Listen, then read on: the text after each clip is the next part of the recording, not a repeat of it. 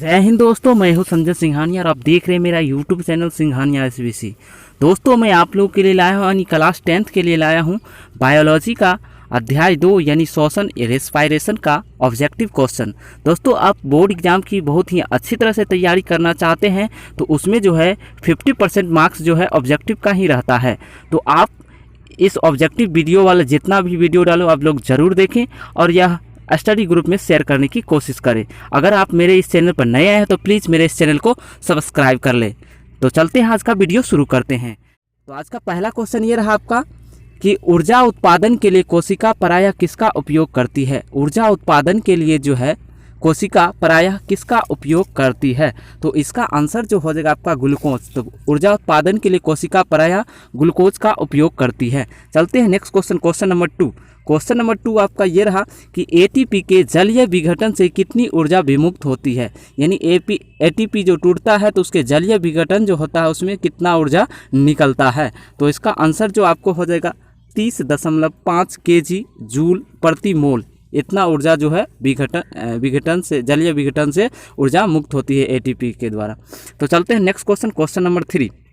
Question number 3 ये रहा कि किस अभिक्रिया के द्वारा पौधों में ऑक्सीजन बाहरी वातावरण से कोशिकाओं में पहुंचता है। यानी कौन सी अभिक्रिया है जिसके द्वारा पौधों में जो ऑक्सीजन जो है बाहरी वातावरण से कोशिकाओं में पहुंचता है। तो इसका आंसर देख लेते हैं। इसका जो आंसर होगा आपको होगा विसरण। विसरण क्रिया के द्वारा जो ऑक्सीजन बाहरी वातावरण से कोशिकाओं में पहुंचता है। चलते हैं नेक्स्ट क्वेश्चन, क्वेश्चन नंबर 4।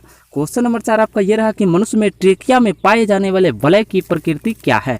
यानी कि मनुष्य के ट्रेकिया जो होती है उसमें पाए जाने वाले वलय की प्रकृति क्या होती है। तो इसका आंसर जो आपको हो जाएगा वो हो जाएगा उपास्थि के बने अपूर्ण वलय। उपास्थि के बने अपूर्ण वलय। चलते हैं नेक्स्ट क्वेश्चन, क्वेश्चन नंबर 5।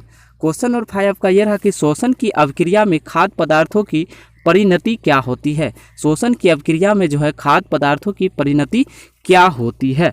तो इसका जो आंसर आपको हो जाएगा विघटन, यानी कि ऑप्शन नंबर सी। चलते हैं next question, question number 6। Question number 6 ये रहा कि कोशिका के किस भाग में अवायवीय शोषण होता है। कोशिका के किस भाग में अवायवीय शोषण होता है। तो इसका जो आंसर आपको हो जाएगा वो हो जाएगा कोशिका द्रव। कोशिका द्रव में जो है अवायवीय शोषण होता है। चलते हैं next question, question number 7। Question number 7 है कि वह प्रक्रिया जिसके द्वारा मनुष्य श्वास ग्रहण करता है तथा छोड़ता है वह प्रक्रिया क्या कहलाती है।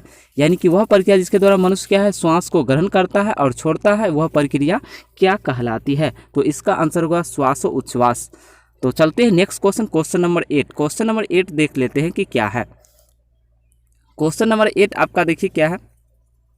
क्वेश्चन नंबर आपका 8 रहा कि जंतुओं में आणविक ऑक्सीजन की अनुलभता होने पर पायरुवेट का रूपांतरण किस यौगिक में होता है। जंतुओं में आणविक ऑक्सीजन की अनुलभता होने पर पायरुवेट का रूपांतरण किस यौगिक में होता है। तो इसका जो आंसर हो जाएगा आपको हो जाएगा लैक्टिक अम्ल। चलते हैं next question, question number 9। Question number 9 ये रहा कि पौधों में गैसों का आदान प्रदान किसके द्वारा होता है। तो पौधों में जो है गैसों का आदान प्रदान होता है वह किसके द्वारा होता है। तो ये होता है रंध्र के द्वारा।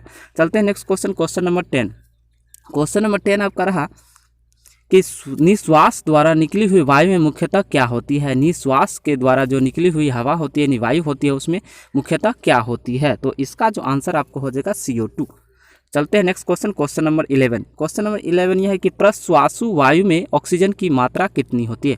प्रश्वासु वायु में ऑक्सीजन की मात्रा कितनी होती है। तो इसका आंसर जो होगा आपका 21%, यानी कि ऑप्शन नंबर बी, यानी 21%। चलते हैं next question, question number 12। Question number 12 यह रहा कि प्रश्वास के समय डायफ्राम क्या करता है। प्रश्वास के समय डायफ्राम क्या करता है। तो इसका जो आंसर आपको हो जाएगा वो हो जाएगा बी, संकुचित हो जाता है। तो चलते हैं नेक्स्ट क्वेश्चन, क्वेश्चन नंबर 13।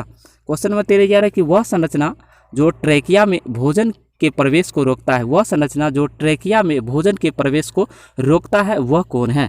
तो इसका जो आंसर हो जाएगा आपको होगा एपिग्लोटिस, यानी ऑप्शन नंबर सी। तो चलते हैं next question, question number 14। Question number 14 यह कि दर्द युक्त श्वासोच्छ्वास क्या कहलाता है। जब श्वासोच्छ्वास के समय जो दर्द होता है तो वो क्या कहलाता है।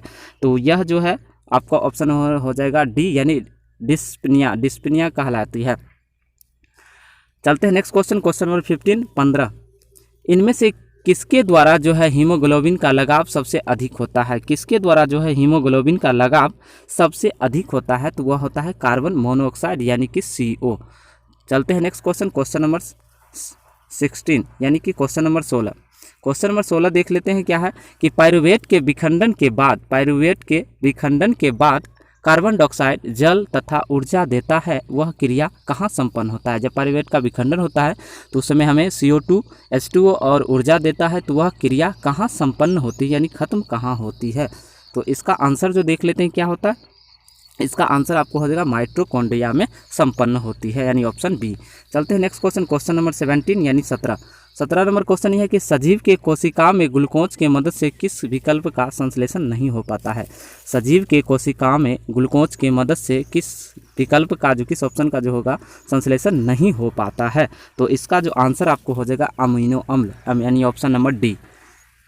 चलते हैं नेक्स्ट क्वेश्चन, क्वेश्चन नंबर 18 कि सजीव के कोशिका में ग्लूकोज से किन विकल्पों के संश्लेषण में ऑक्सीजन का उपयोग होता है? यानी सजीव के कोशिका में जो है ग्लूकोज के किन विकल्पों के संश्लेषण में ऑक्सीजन का उपयोग, यानी कि ऑप्शन किस ऑप्शन जो होता है उसमें जो है संश्लेषण में ऑक्सीजन का उपयोग होता है?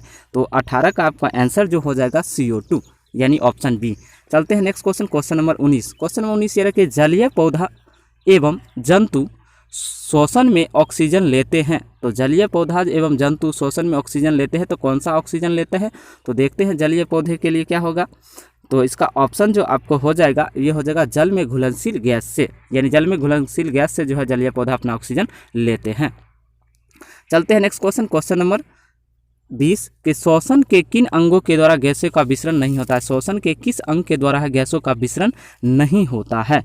यानी कि ये 20 नंबर क्वेश्चन है और 20 का जो आंसर जो आपको हो जाएगा ट्रेकिया। तो ट्रेकिया के द्वारा जो होता है गैसों का विसरण नहीं हो पाता है। चलते हैं क्वेश्चन नंबर 21। क्वेश्चन नंबर 21 ये रहा, कीटों का रंग डैश के कारण डैश होता है, यानी कि किसके कारण क्या होता है वो देखना है। कीटों का रंग जो होता है कैसा होता है और वह किसके कारण होता है?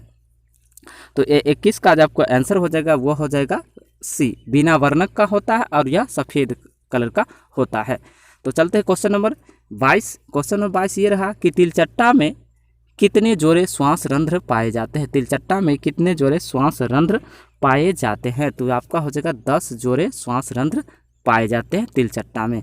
चलते हैं next question, question number 23। Question number 23 देख लेते हैं क्या है। क्वेश्चन नंबर 23 ये है कि निम्न में किसमें बाह्य कलम पाए जाते हैं? तो निम्न में से किसमें बाह्य कलम पाए जाते हैं? तो इसका जो आंसर आपको हो जाएगा 23 का हो जाएगा यानी कि नेटुरस, प्रोटियस, सेलामेंडर और ये जो है ये तीनों में जो होता है बाह्य कलम पाए जाते हैं, यानी इसका सही आंसर जो हो जाएगा सभी, यानी कि नेटुरस, प्रोटियस, सेलामेंडर इन सभी में बाह्य कलम पाए जाते हैं। चलते हैं next question, question number 24। Question number 24 आपका ये रहा कि निम्न में से कौन सा कलम का प्रकार नहीं है? यानी कि निम्न में से जो है इस चारों ऑप्शन में से कौन सा जो है कलम का प्रकार नहीं है? तो 24 का आपका जो आंसर हो जाएगा ट्रेकियोल्स जो है कलम का प्रकार नहीं है। तो क्वेश्चन नंबर 25 यानी 25 देखते हैं, ग्लाटिस किसके द्वारा बंद हो सकता है? तो ग्लाटिस जो है किसके द्वारा बंद हो सकता है? तो इसका जो ऑप्शन होगा एपिग्लोटिस के द्वारा ग्लाटिस जो है बंद हो सकता है। Question number 26। क्वेश्चन नंबर 26 ये रहा कि हृदय खांच कहाँ पाया जाता है? हृदय खांच जो है कहाँ पाया जाता है?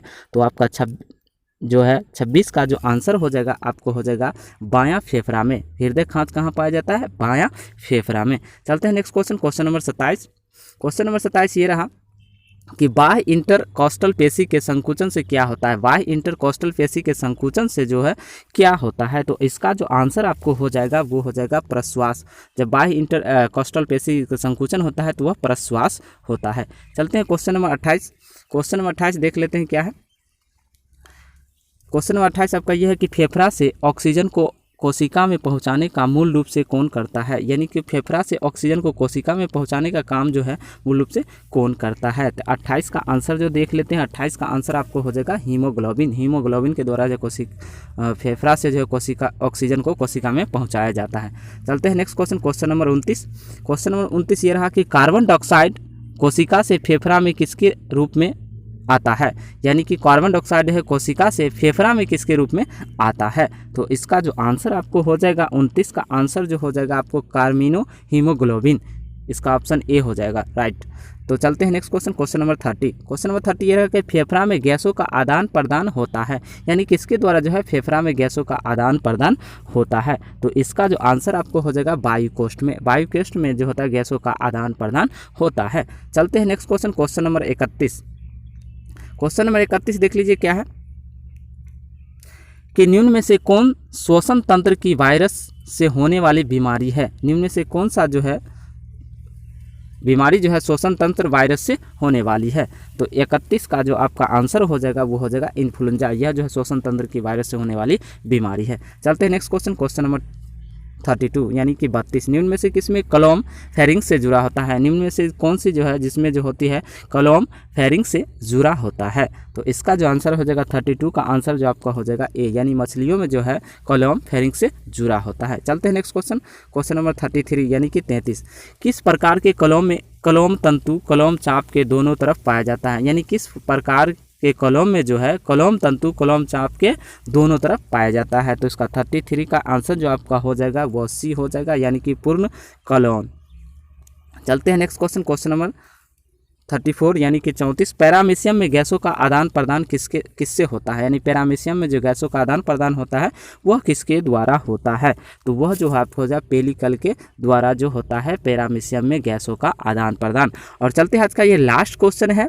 और अगर दोस्तों ये आप बोर्ड की अच्छी तरह से तैयारी करना चाहते हैं तो मेरे द्वारा जो भी वीडियो बन रहा है उस सभी को वीडियो को आप लोग देखें। और आप पहला अध्याय का वीडियो नहीं देख पाए हैं तो डिस्क्रिप्शन बॉक्स में हम इसका लिंक देंगे और आप इसका वीडियो भी देख लीजिएगा। तो चलते हैं आज का लास्ट क्वेश्चन देख लेते हैं।